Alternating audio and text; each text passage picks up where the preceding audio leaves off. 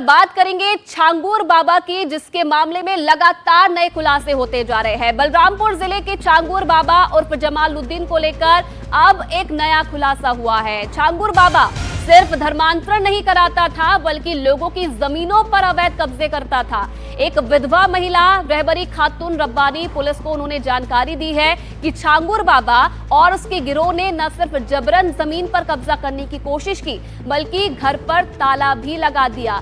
तो जैसे जैसे मामले की जांच आगे बढ़ती जा रही है, वहीं दूसरी तरफ ऐसे लोग भी आ रहे हैं जिन पर इस छांगुर बाबा ने जो है जुर्म किया है। एक महिला सामने आई है जिसने खुलासा किया है कि छांगुर बाबा ने उसकी जमीन पर कब्जा करने की कोशिश की है। जमीन कब्जा कर रहे थे ये लोग, तो क्या कहते थे? आते थे तो क्या कहते थे? कहते हैं कि हमें पूरा दे दो। छांगुर बाबा मोहम्मद अहमद रुपया लगावत रहे, वही तरफ रहे, उन्हीं सब के तरफ जमीन आपके हथियाने का प्लान? हाँ, हथियाने के प्लान।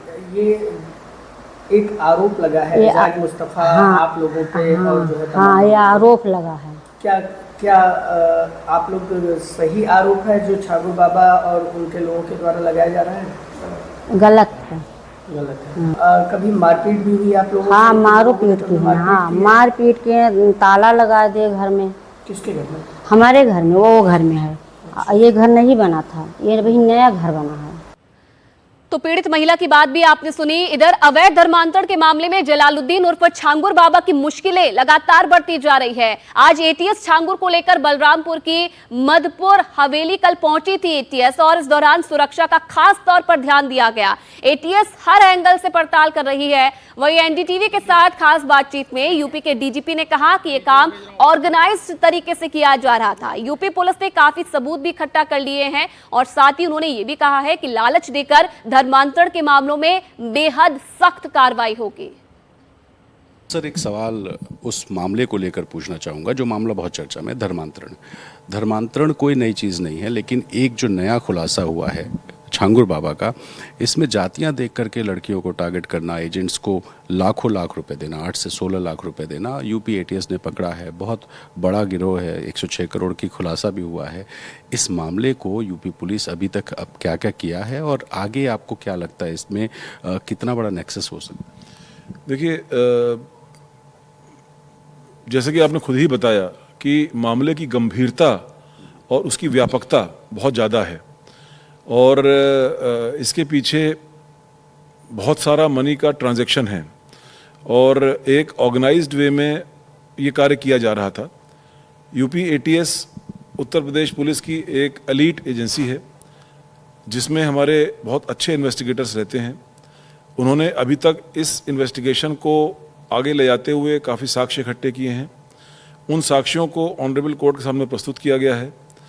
उन साक्ष्यों के आधार पर ऑनरेबल कोर्ट ने 7 दिन का पुलिस कस्टडी रिमांड दिया है।